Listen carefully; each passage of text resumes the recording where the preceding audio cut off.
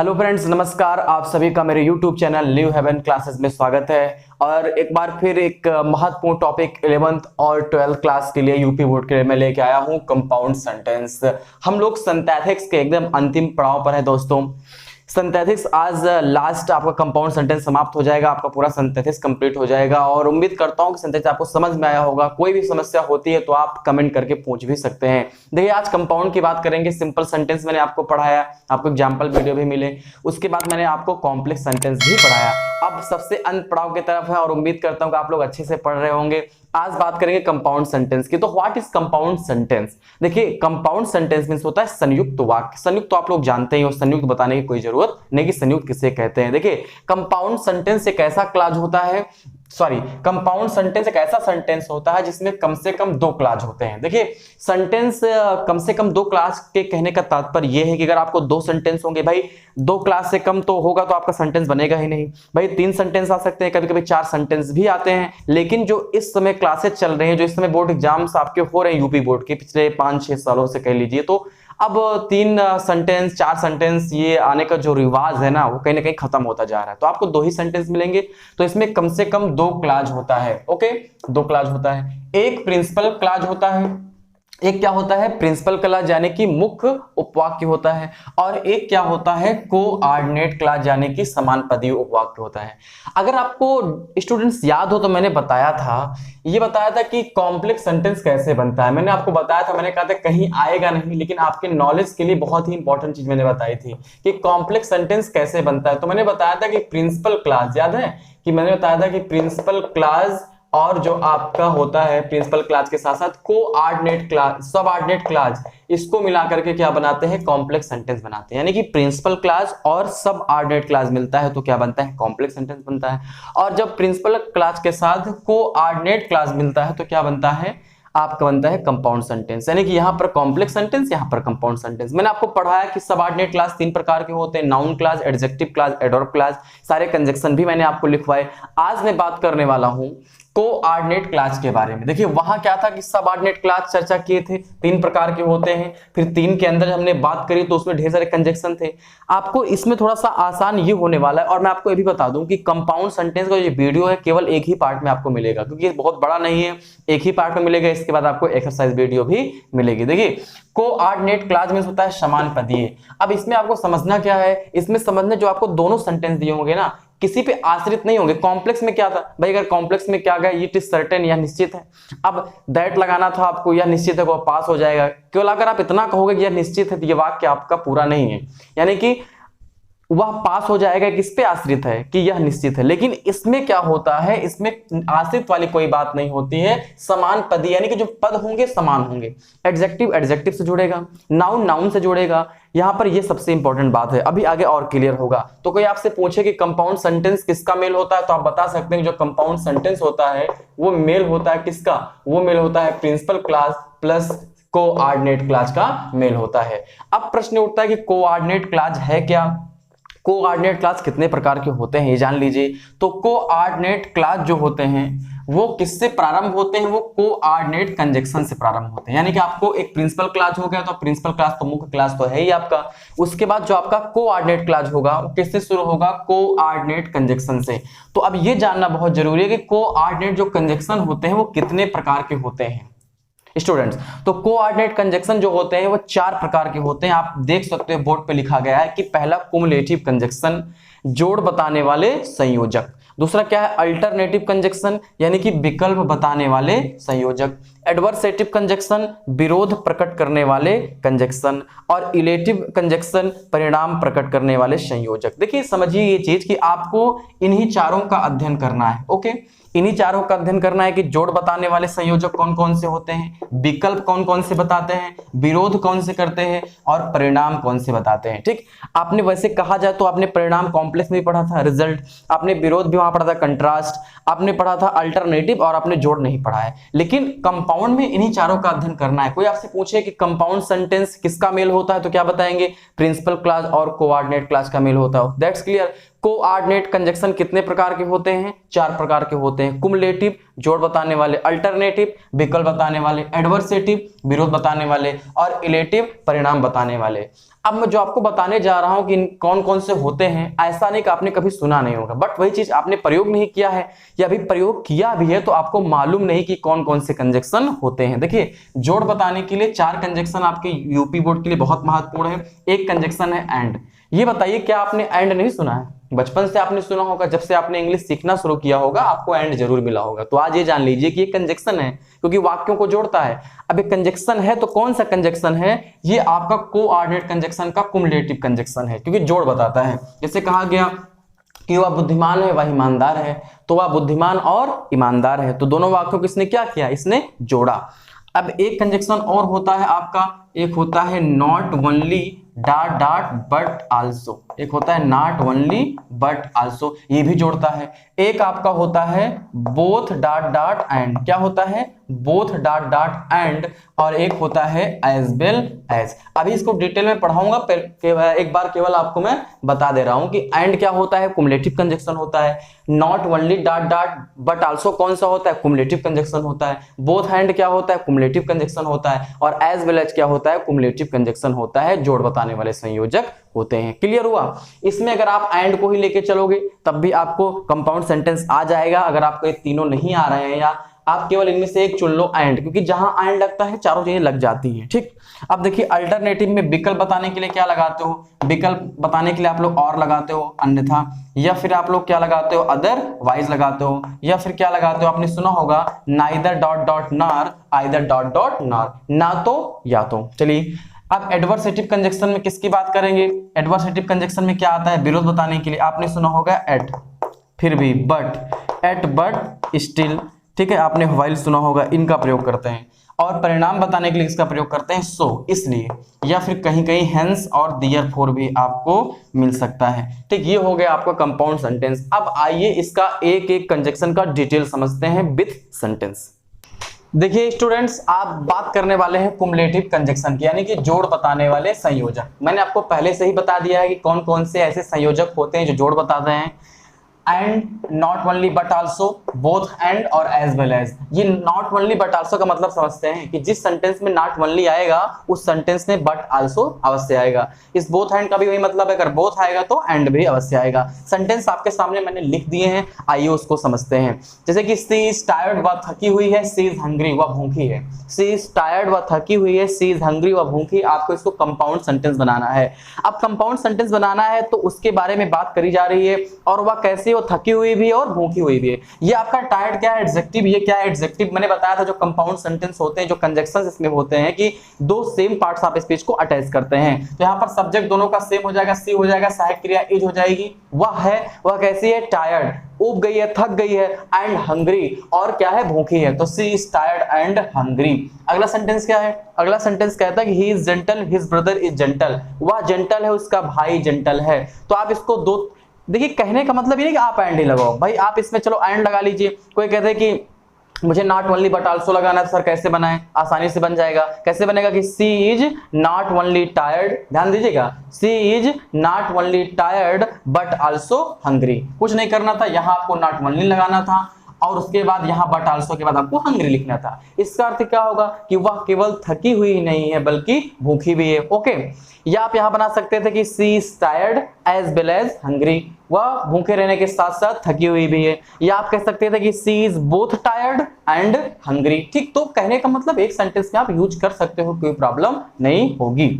आगे बढ़ते हैं। He is gentle, his brother is gentle, वह जेंटल है, उसका भाई जेंटल है। तो वह, he as well as his brother is gentle, वह साथ ही साथ उसका भाई, दोनों क्या है? सज्जन है, जेंटल है। अगला सेंटेंस क्या है कि ही वाज मार्क्ड एब्सेंट, उसे अनुपस्थित किया गया था। He was turn out of the school, उससे स्कूल से निकाल भी दिया गया था। तो यहाँ पर देखिए कैसे बना है कि he was not only marked absent, उसे केवल अनुपस्थित ही नहीं किया गया, but also turn out of the school, बल्कि स्कूल से निकाल भी दिया गया। तो कहने का मतलब दोनों वाक्य नेगेटिव सेंस में है।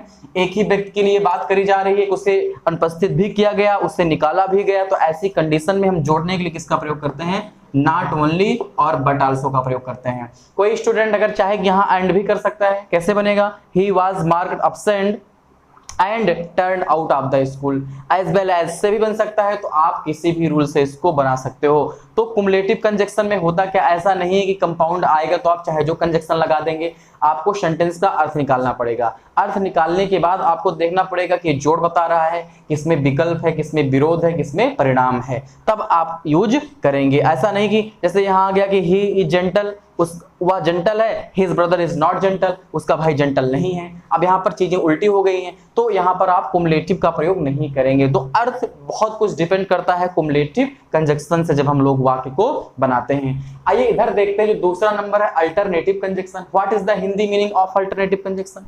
विकल्प बताने वाले संयोजक, ऐसे संयोजक जो ऑप्शन बताते हैं। आप लोग कहते नहीं हो या तो ये करो या तो वो करो, तो आपके पास दो ऑप्शन है, ठीक, जल्दी करो अन्यथा तुम्हें देर हो जाएगी। तो आपके जो विकल्प बताने वाले होते हैं वो or, otherwise, neither, dot dot not. इसका मतलब क्या है कि जहां नाइदर आएगा वहां नार अवश्य आएगा, और आइदर डॉट डॉट मतलब आर क्या होता है कि जहां आइदर आएगा वहां आर जरूर आएगा। ये सेंटेंस लिखा गया है कि मेक फास्ट, जल्दी करो, you will miss your train, तुम अपनी ट्रेन छोड़ दोगे या तुम्हारी ट्रेन छूट जाएगी। अब बताइए कि आपके पास दो ऑप्शन है, तो आप जल्दी करो अन्यथा आपकी ट्रेन छूट जाएगी। तो ऐसी कंडीशन में आप किसका प्रयोग करेंगे? आप अदरवाइज का प्रयोग करेंगे। आप यहाँ पर और का भी प्रयोग कर सकते थे, आर मतलब होता है वही या, और अदरवाइज मतलब होता है अन्यथा, तो कोई प्रॉब्लम नहीं, आप कुछ भी यूज करिए। तो मेक फास्ट, जल्दी करो, otherwise you will miss your train, जल्दी करो अन्यथा आप अपनी ट्रेन छोड़ दोगे। अगला सेंटेंस देखते हैं कि Ram did not come, Ram नहीं आया, his brother did not come, उसका भाई नहीं आया। निगेटिव है, निगेटिव है। अब यहाँ निगेटिव वाक्य है, तो ना तो राम आया ना तो उसका भाई आया। तो ऐसी कंडीशन में क्या करते हैं, जब दोनों निगेटिव होता है तो अमूमन आपको जो ट्रिक है उसमें क्या है कि आपको नाइदर नॉर का ही प्रयोग करना है। 99%, 1% इधर उधर वाक्य हो सकते हैं, नहीं तो आपको नाइदर का ही प्रयोग करना है। सबसे पहले नाइदर लगाएंगे, नाइदर के बाद पहला सब्जेक्ट लगाएंगे तो क्या हो गया, नाइदर राम, फिर नॉर लगाएंगे, क्योंकि नाइदर के साथ क्या लगता है, नॉर लगता है। फिर आप देखिए यहाँ पर ध्यान देने वाली बात क्या है कि ये डिड नॉट लगा हुआ था, निगेटिव वाक्य है, लेकिन जब आपने नाइदर लगा दिया अब आपको आगे नॉट नहीं लगाना है। बच्चे यही गलती करते हैं कि नाइदर भी लगा देते हैं और नॉट भी लगा देते हैं। तो नाइदर तो खुद एक निगेटिव सेंस रखता है, तो नाइदर के साथ आप नॉट तो लगा नहीं सकते हो, तो आपको नाइदर ही लगाना है। अब यहाँ पर देखिए जब आप नॉट नहीं लगाओगे अब आपको ये वर्ब भी तो बदलनी पड़ेगी। भाई डिड नॉट लगा हुआ है, वर्ब की सेकंड फॉर्म इसमें लगता है अफर्मेटिव में। अब ध्यान देने की बात, यहाँ पर नॉट लगा था तो हमने फर्स्ट फॉर्म कर दिया था, लेकिन आप नॉट नहीं लगा रहे हो, सेंस भले नॉट का निकल रहा है तो आपको फॉर्म भी बदलनी पड़ेगी। यही बच्चे गलती करते हैं, तो आप याद रखिएगा, अब आपको डिड नहीं लगाना, आपको नॉट नहीं लगाना है, आपको वर्ब की सेकंड फॉर्म लगाना है। सपोज करिए यहाँ डज नॉट लिखा होता तो आप क्रिया में यस या ईएस लगा देते, तो क्या हो गया कि neither Ram nor his brother came. अगर ये वाक्य कैसे दिया होता कि Ram does not come, his brother does not come, तो कैसे बनता, neither Ram nor his brother comes. Okay चलिए, come in time, come in time, do not come at all, समय से आओ, do not come at all मत आओ। तो इसका क्या होगा कि समय से आओ अन्यथा मत आओ। तो आइदर कम इन टाइम, या तो समय से आओ, और do not come at all अन्यथा मत आओ। Last but not the least sentence क्या है कि मेक हरी, जल्दी करो, यू विल बी लेट, तुम्हें देर हो जाएगी। तो जल्दी करो अन्यथा तुम्हें देर हो जाएगी। तो ऐसी कंडीशन में आपके पास दो ऑप्शन बचते हैं, तो आप जल्दी करो अन्यथा आपको देर हो जाएगी। तो make hurry otherwise you will be late. तो इसमें भी कुछ तरीके हैं कि अगर आप किसी वाक्य में मेक हॉस्ट देख लो, अगर आप किसी वाक्य में मेक हरी देख लो, तो आपको ये मालूम चल जाना चाहिए कि अगर कंपाउंड आप बना रहे हो ना तो किस रूल से बनेगा, अल्टरनेटिव यानी कि विकल्प बताने वाले संयोजक के रूल से बनेगा। तो आइए अब बात करते हैं आपके तीसरे कंजक्शन की। एडवर्सिटी मतलब होता है विरोध प्रकट करने वाले संयोजक। देखिए कंट्रास्ट मैंने आपको पढ़ाया था कॉम्प्लेक्स में, आपको याद होगा। कंट्रास्ट में मैंने आपको क्या पढ़ा था कॉम्प्लेक्स में कि आल्दो और जो है वहां पर प्रयोग करते हैं, दो का प्रयोग करते हैं। एक बात याद रखिएगा कि सेंटेंस आपको जैसे कॉम्प्लेक्स मिलते थे जिसमें आप कंट्रास्ट लगाते थे, आपको सेंटेंस उसी टाइप के कुछ मिलेंगे, लेकिन कंपाउंड में आपको ऐसा नहीं करना है। वहां पर आपको या तो एट लगाना है, एट माने फिर भी, बट माने लेकिन, स्टिल माने फिर भी, और व्हाइल माने जबकि। जैसे सेंटेंस देखिए कि ही इज लेजी, वह क्या है, लेजी है, आलसी है। ही इज क्लेवर, वह चालाक है। तो अगर यही वाक्य कॉम्प्लेक्स बनाना होता तो कैसे बनाते, आल्दो ही इज लेजी, यद्यप वह क्या है, लेजी है, कॉमा फिर भी ही इज क्लेवर, वह चालाक है। लेकिन बात हो रही है कंपाउंड की, तो कंपाउंड में कैसे बनाएंगे कि ही इज लेजी, वह लेजी है, वह आलसी है, बट लेकिन ही इज क्लेवर, लेकिन वह क्या है, चालाक है। यहाँ तो विरोधाभास है कि भाई वो आलसी तो है लेकिन चालाक है, तो उल्टा है कि आलसी बल्कि चालाक है, इसका मतलब उल्टा है, विरोधाभास है। तो विरोध प्रकट करने के लिए कंपाउंड में किसका प्रयोग करते हैं? एट, बट, स्टिल और व्हाइल का प्रयोग करते हैं। सेंटेंस देखिए, सेंटेंस को आपने कॉम्प्लेक्स में भी देखा होगा कि ही इज पुअर, वह गरीब है, ही इज ऑनेस्ट, वह ईमानदार है, वह गरीब है, वह ईमानदार है। तो अगर कॉम्प्लेक्स बना दे तो आल्दो ही इज पुअर, ये दो आपके जो होते हैं ना, ये दोनों जो होते हैं, ये आपके एडवर्सेटिव और रिलेटिव, ये कॉम्प्लेक्स में किससे मैच करते हैं? CONTRAST, एक कंट्रास्ट से और एक मैच करता है आपके रीजन से, ये याद रखिएगा, ठीक, ये दोनों मैच करते हैं, ये कंट्रास्ट से, रीजन से। तो अगर ये कॉम्प्लेक्स होता तो कैसे बनाते हैं कि Aldous he is poor, comma he is honest, but यहाँ पर कंपाउंड बनाना है तो ही इज पुअर, वह गरीब है, एट, फिर भी ही इज ऑनेस्ट, वह ईमानदार है, सी इज इल, वह बीमार है, सी वर्क्स हार्ड, वह कठिन परिश्रम करती है। तो भाई कोई बीमार हो और कठिन परिश्रम कर रहा हो तो उल्टा है ना भाई, बीमार आदमी तो वैसे लेटा ही रहेगा, लेकिन ये परिश्रम कर रही है बीमार होने के बावजूद, तो ये विरोधाभास है। तो इसके लिए हम लोग कंपाउंड में किसका यूज करते हैं? एट, बट, स्टिल, व्हाइल का प्रयोग करते हैं। तो सी इज इल, वह बीमार है, स्टिल, फिर भी सी वर्क्स हार्ड। अगर एक कॉम्प्लेक्स होता तो यहाँ आल्दो लगा देते कि although she is ill, comma she is works hard. यहाँ पर एक बात याद रखिएगा, आप लोग जब बोर्ड एग्जाम में सेंटेंस आएंगे ना तो ध्यान से बनाइएगा, ये देख लीजिएगा कि ब्रैकेट में वो पूछ क्या रहा है, वो सिंपल पूछ रहा है कि कॉम्प्लेक्स पूछ रहा है कि कंपाउंड पूछ रहा है। नहीं, जल्दबाजी में आपने सेंटेंस देखा, आपने आल्दो लगा दिया और पूछा आपसे कंपाउंड गया है, तो वहां पर आपका रॉन्ग हो जाएगा। आगे बढ़ते हैं। लास्ट क्या है कि इलेटिव, परिणाम बताने वाले संयोजक, परिणाम बताने के लिए सो का प्रयोग करते हैं। आपने दियर फोर तो पढ़ा ही होगा, एप्लीकेशन आपने लिखे होंगे तो दियर फोर में मिला होगा। हेंस माने अतः, ठीक, फॉर, इन चारों का प्रयोग करते हैं, जिसमें से आपका सो सबसे ज्यादा मिलता है, कहीं कहीं दियर फोर मिल जाएगा, और इन दोनों का प्रयोग बहुत कम आपको मिलेगा, तो बहुत हैरान होने की जरूरत नहीं है। सी लेफ्ट हिज स्टडीज, उसने अपनी पढ़ाई छोड़ दी। ही हैड नो मनी, उसके पास पैसे नहीं थे। देखिए सेंटेंस मैंने कई बार आपसे कहा कि जब आप बनाओ ना तो ये भी चेक कर लो, कभी कभी क्या होता है सेंटेंस घुमा के देता है। तो यहाँ पर वैसे ही दिया कि उसने अपनी पढ़ाई छोड़ दी, उसके पास पैसे नहीं थे, तो उसके पास पैसे नहीं थे, इसका परिणाम क्या हुआ कि उसने अपनी पढ़ाई छोड़ दी। ठीक, अब ध्यान दीजिएगा, अगर आप इसको बनाओगे यहां से कि सेंटेंस ना बदले, कॉम्प्लेक्स, उसने अपनी पढ़ाई छोड़ दी क्योंकि उसके पास पैसे नहीं थे, हम लेकिन पढ़ा क्या रहे हैं? कंपाउंड। तो यही बात के कॉम्प्लेक्स में क्या प्रकट कर रहा है? कारण, और यहाँ क्या प्रकट करेगा? परिणाम। तो याद रखिएगा, ही हैड नो मनी, वाक्य बदलेंगे, इधर उधर करेंगे आगे पीछे, उसने अपनी पढ़ाई छोड़ दी, ठीक, ही हैड नो मनी, उसके पास पैसे नहीं थे, इसलिए उसने अपनी पढ़ाई छोड़ दी। भाई उसने अपनी पढ़ाई छोड़ दी, ठीक है, इसका क्या जो है कारण था? क्योंकि उसके पास पैसे नहीं थे। लेकिन यहाँ पर कंपाउंड में क्या है कि उसके पास पैसे नहीं थे, इसका परिणाम क्या हुआ कि उसने अपनी पढ़ाई छोड़ दी। लास्ट सेंटेंस क्या है कि राम वाज इल, राम बीमार था, he did not go to school, वह स्कूल नहीं गया। कॉम्प्लेक्स होता तो राम स्कूल नहीं गया क्योंकि वह बीमार था। कंपाउंड है तो यहाँ परिणाम बताना है आपको, तो राम बीमार था तो इसका परिणाम क्या हुआ कि वह स्कूल नहीं गया। तो याद रखिएगा, ये आपका हो गया कंपाउंड सेंटेंस समाप्त और आपकी सिंथेटिक्स भी समाप्त हो गए। लेकिन अभी आपको एक्सरसाइज वीडियो मिलते रहेंगे। अभी एक्सरसाइज वीडियो इसका मिलेगा 25 और 30 सेंटेंस अप्रॉक्स आपको मिलेंगे इसके। उसके बाद आपको मिक्स सेंटेंस मिलेगा कि सिंपल, कॉम्प्लेक्स, कंपाउंड। फिर आपको जो बोर्ड एग्जाम में आए हुए हैं वो एक्सरसाइज मिलेगी। तो ऐसा नहीं कि हम लोग सिंथेटिक्स समाप्त करने जा रहे हैं, अभी आपको एक्सरसाइज की ढेर सारी वीडियो मिलेगी। देखिए स्टूडेंट्स, होता क्या है कि हम लोग एक्सरसाइज नहीं करते हैं और रूल पढ़ लेते हैं, तो केवल रूल पढ़ने से कुछ नहीं होने वाला है। रूल के साथ साथ एक्सरसाइज भी हमें आनी चाहिए, रूल पढ़ने से सारी चीजें हल नहीं हो जाती हैं। जाते जाते मैं आपको बता दूं कि आप याद रखिएगा एंड, आप याद रखिएगा और, आप याद रखिएगा एट, आप याद रखिएगा सो। इन चारों का प्रयोग इंपॉर्टेंट है और इन्हीं चारों से आपका कंपाउंड सेंटेंस सॉल्व हो सकता है। जोड़ बताने के लिए, विकल्प बताने के लिए, यहाँ पर एडवर्सिटी, विरोध बताने के लिए और परिणाम बताने के लिए, ये आपके मुख्य कंजक्शन है। वैसे याद तो आपको सभी करने पड़ेंगे। और एक वीडियो मैं ऐसा लेके आऊंगा, खुशखबरी आपके लिए, जिसमें मैट्रिक्स से सारे रूल आपको एक ही वीडियो में बता दूंगा, सिंपल, कॉम्प्लेक्स, कंपाउंड। तो मिलते हैं नेक्स्ट वीडियो में, तब तक के लिए बने रहिए हमारे चैनल न्यू हेवन क्लासेस के साथ। चैनल को सब्सक्राइब कर दीजिए, वीडियो को लाइक और शेयर कर दीजिए। Thank you, I love you.